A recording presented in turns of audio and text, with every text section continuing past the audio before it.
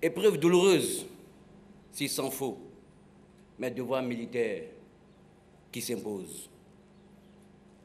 Chers frères, dames, partis avant nous, bien trop tôt, bien trop vite, en payant de votre vie, votre farouche détermination à protéger votre pays.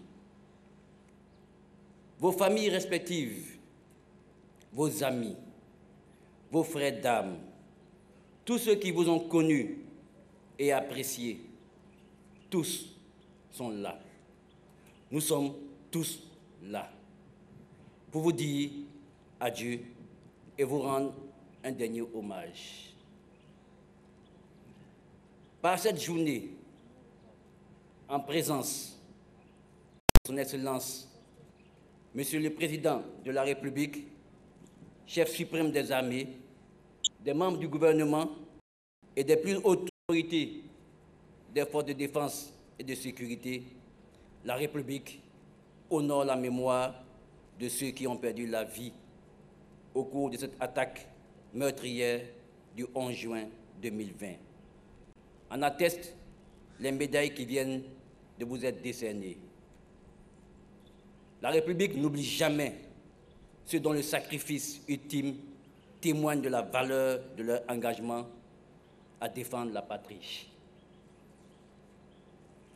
Par cette journée, la nation ivoirienne exprime tout son soutien à ceux qui restent meurtris à vie dans leur chair et dans leur esprit par la cruauté qu'ils ont subie ou à laquelle ils ont assisté.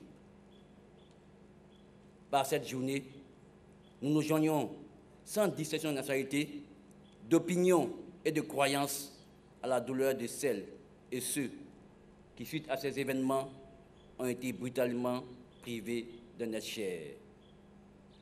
Par cette journée, nous saluons enfin le courage et le sacrifice des gendarmes, militaires, policiers, pompiers, personnels de santé et simples citoyens qui ont été les premiers à apporter leur secours lors de ces moments dramatiques.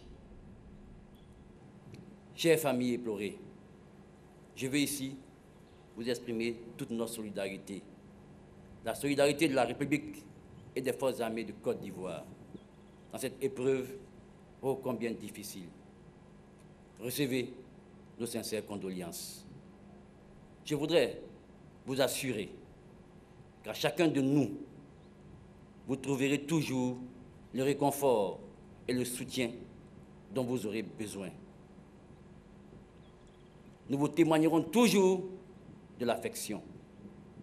L'écrivain Amadou Kourouma ne disait-il pas, et je cite, « La mort engloutit l'homme, elle n'engloutit pas son nom et sa réputation. » Vous pouvez être fiers, très fiers d'eux, fiers de tout ce qu'ils ont fait et apporté dans vos vies de leur vivant.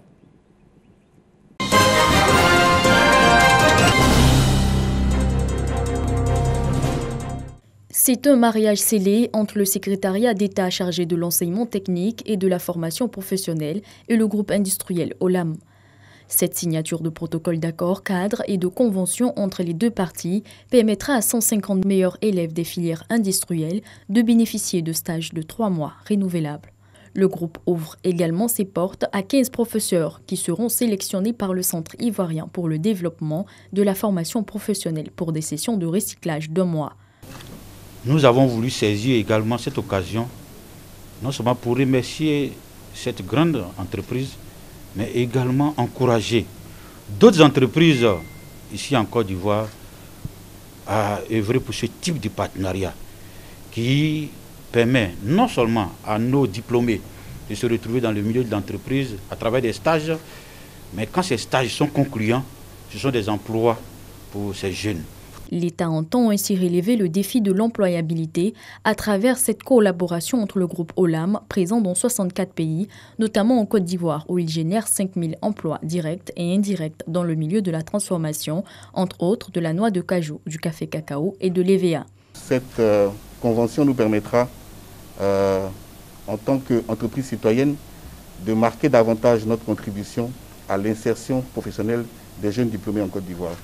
Il n'y avait pas meilleur département pour entamer ce type de partenariat-là que le secrétariat d'État qui est en charge de l'activité.